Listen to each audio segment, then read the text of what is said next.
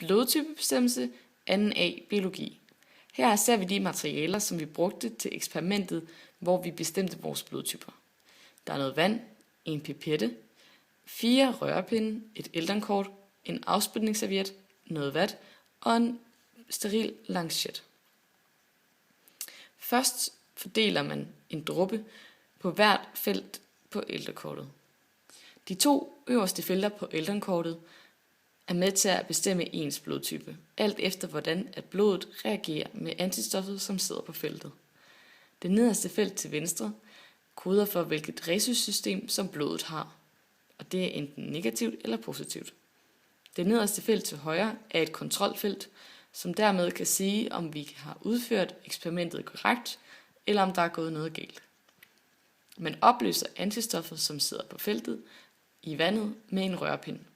Man giver hvert felt hver sin rørpind, og man skal ikke bytte om på disse rørpinde, da det vil give en ukorrekt aflæsning af kortet.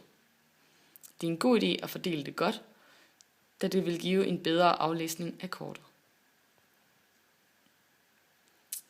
Efter at man har fordelt vandet og antistoffet, skal man afspritte sine fingre. Man afspritter sin lillefinger med en steril afspritningsserviet, som ses her. Man afspritter den grundigt, som også vises her. Derefter kan man ryste sin hånd nedad for at få mere blod ned til fingeren. Man afsikrer lancetten og prikker hul. Man kan presse lidt på hullet for at få mere blod ud. Jo mere blod, jo bedre aflæsning af kortet får man.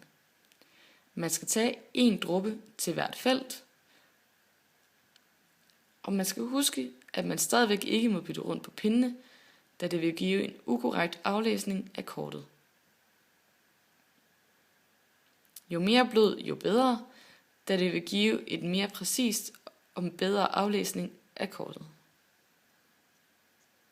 Man fordeler det godt rundt, så det kommer ud på hele feltet.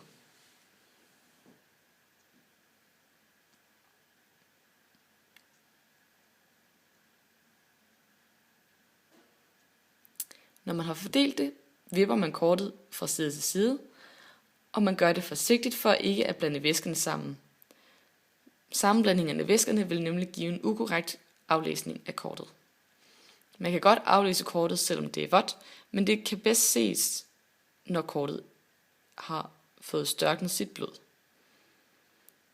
Vi aflæser vores kort til at have blodtype 0, rhesus positiv, da man netop ikke kan se nogen angulation i de 2 øverste felter, men da man kan se angulation i det nederste felt til venstre, tyder det på, at den er 0 rhesus positiv, vores blodtype. Da feltet med kontrolblodet er helt glat, tyder det på, at der ikke er nogen angulation, og dermed at vi har udført en korrekt blodtypebestemmelse. Her kan man se vores resultater lidt nemmere, da blodet her er størknet. De 2 øverste felter tyder på, at der ingen angulation har været, og dermed at det er blodtype 0. Da der er angulation nede i det nederste felt til venstre, tyder det på, at det er rhesus positivt. Igen kan vi se, at kontrolfeltet ikke har nogen angulation, og dermed at blodtypebestemmelsen er udført korrekt og uden nogen fejl.